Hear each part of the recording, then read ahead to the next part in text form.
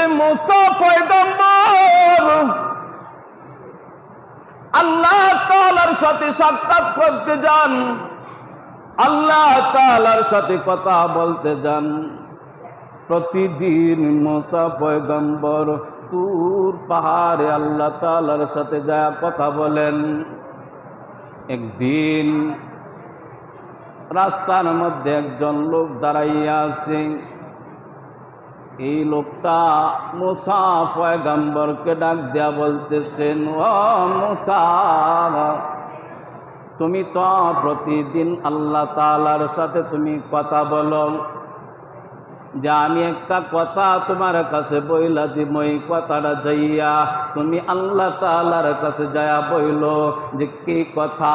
যে আল্লাহ তাআলা আমাকে যে সম্পদ দান করেছেন, আল্লাহ তাআলা যে আমাকে সম্পদ দান করেছেন, অর্থাৎ ওই ব্যক্তিটা অনেক ধনী মানুষ, টাকার কোনো অভাব নাই, টাকা পয়সার কোনো অভাব নাই, শুধু কালে টাকা বাড়তেই আছে, বাড়তেই আছে। আল্লাহ তাআলা শুধু তাকে টাকাই দিতেছে।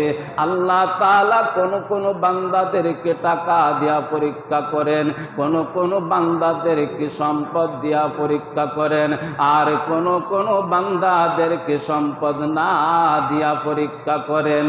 আল্লাহ তাআলা কোন বান্দাদেরকে আল্লাহ তাআলা ক্ষমতা দিয়া পরীক্ষা করেন, আর কোন বান্দাদেরকে আল্লাহ তাআলা ক্ষমতা না দিয়া পরীক্ষা করেন। কারণ দুনিয়াটা হইল একটা পরীক্ষার ফল। এই আগন্ত ব্যক্তি মুসা পয়গম্বরকে বলতেছেন, ওগো পয়গম্বর, আমার যে সম্পদ বাড়তেছে, এই সম্পদের তো হিসাব নিকাশ আমি করতে পারি না, বড় কষ্ট হয়ে যায়। আমি যেন আমার যেন সম্পদ কমে, আল্লাহ তাআলার কাছে বলিও কি কাজ করলে আমার সম্পদ কমবে।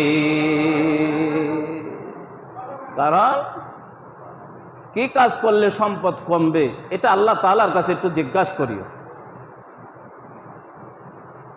কারণ তার সম্পদ বেশি হয়ে গেছে। মুসা পয়গম্বর বললেন, ঠিক আছে, ওয়াদা দিলাম আমি আল্লাহ তাআলার কাছে জিজ্ঞাসা করব যে কি কাজ করলে তোমার সম্পদ কমবে। মুসা পয়গম্বর সামনের দিকে যায়, সামনের দিকে যাওয়ার পরে আরেকজন মহিলা সামনে দাঁড়াইলো, দাঁড়াইয়া বলতেছেন, মুসা, তুমি তো প্রতিদিন আল্লাহ তাআলার সাথে কথা বলো, আমারও একটা কথা আছে। যে কি কথা? যে আমি কেন গরিব হইলাম, এত চেষ্টা করতেছি, ধনী হইতে পারি না। আমার মতন গরিব মানুষ এলাকার মধ্যে আর কেউ নাই।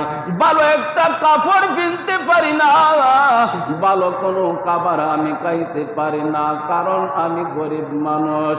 আল্লাহ তাআলার কাছে এই কথাটা জিজ্ঞাসা করিও, কেন আমি গরিব? মুসা পয়গম্বর বললেন, ঠিক আছে, আমি ওয়াদা দিলাম তোমার কথাটা আমি আল্লাহ তাআলার কাছে জিজ্ঞাসা করব, কেন তুমি গরিব, আর কি কাজ করলে তুমি ধনী হইতে পারবা। মুসা পয়গম্বর এই মহিলার কাছ থেকে আবার চলে গেলেন। সামনের দিকে যখন যায়, ওইখানে যায় দেখে আরেকজন মানুষ। এই মানুষটার দুইটা হাত নাই, দুইটা পাও নাই, দুইটা হাতও নাই, দুইটা পাও নাই। মুসা পয়গম্বরকে ডাক দেয়া বলে, পয়গম্বর, আপনি তো প্রতিদিন আল্লাহ তাআলার সাথে কথা বলেন যে আল্লাহ তাআলা আমাকে দুইটা হাতও দেয় নাই, আল্লাহ তাআলা আমাকে দুইটা পাও দেয় নাই, আমাকে কেন দুনিয়াতে বানাইছেন? এই কথাটা তুমি একটু আল্লাহ তাআলার কাছে বইল, আল্লাহ তাআলা কি উত্তর দেয় তুমি আমাকে জানাইও। মুসা পয়গম্বর তুর পাহাড়ের মধ্যে চলে গেছেন। আল্লাহ তাআলার সাথে কথাবার্তা শুরু হয়ে গেছে, অনেক কথা হয়েছে। যখন চলে আসবে এই সময়ের মধ্যে মুসা পয়গম্বর বললেন, আল্লাহ, আজকে যখন আপনার কাছে আসতেছিলাম রাস্তার মধ্যে তিনজনে তিনটা কথা আমাকে বলে দিল। আল্লাহ তাআলা বলেন, কি বলেছে? তখন মুসা পয়গম্বর বলতেছেন, প্রথম ব্যক্তি ওই ব্যক্তি বলতেছে, আল্লাহ, আমি কেন এত ধনী হইতেছি, আমার টাকা পয়সা কেন কমে না, এত সম্পদ বাড়তেছে, এই সম্পদ নিয়ে তো আমি বড় কষ্টের মধ্যে আছি। তুমি আল্লাহ তাআলার কাছে জিজ্ঞাসা করিও কি কাজ করলে আমার সম্পদ কমবে। তখন আল্লাহ তাআলা মুসা পয়গম্বরকে বলে দিয়েছেন, পয়গম্বর, তুমি ওই বান্দাকে যা বলবা বেশি বেশি না শুকরিয়া করার জন্য, আল্লাহ তাআলার না শুকরিয়া করলে সম্পদ কমিয়া যাবে। কি করতো? বেশি বেশি না শুকরিয়া করতো। আল্লাহ তাআলার না শুকরিয়া করার জন্য যা বইল, না শুকরিয়া করলে সম্পদ কমে যাবে। এরপরে দ্বিতীয় নাম্বার হইল মহিলা। এই মহিলা বলছে উনি হইলেন গরিব মানুষ, কি কাজ করলে উনি সম্পদশালী হইতে পারবে, ধনী হইতে পারবে। আল্লাহ তাআলা বলেন, তুমি যা বইল এই মহিলা যেন বেশি বেশি আমার শুকরিয়া আদায় করে। শুকরিয়ার মধ্যে কি আছে? সম্পদ আছে, বরকত আছে। তুমি এই মহিলাকে যাইয়া বলবা এই মহিলা যেন বেশি বেশি না বেশি বেশি আমার শুকরিয়া আদায় করে। যখন শুকরিয়া আদায় করবে আমি তার মালের মধ্যে বরকত দিয়া দিব, কারণ বরকত দেওয়ার মালিককে, বরকত দেওয়ার মালিক আল্লাহ।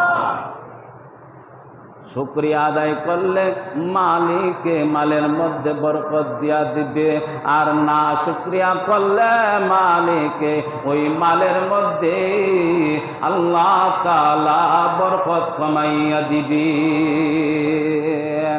তৃতীয় নাম্বার ওই ব্যক্তি মুসা পয়গম্বর বললেন, আল্লাহ,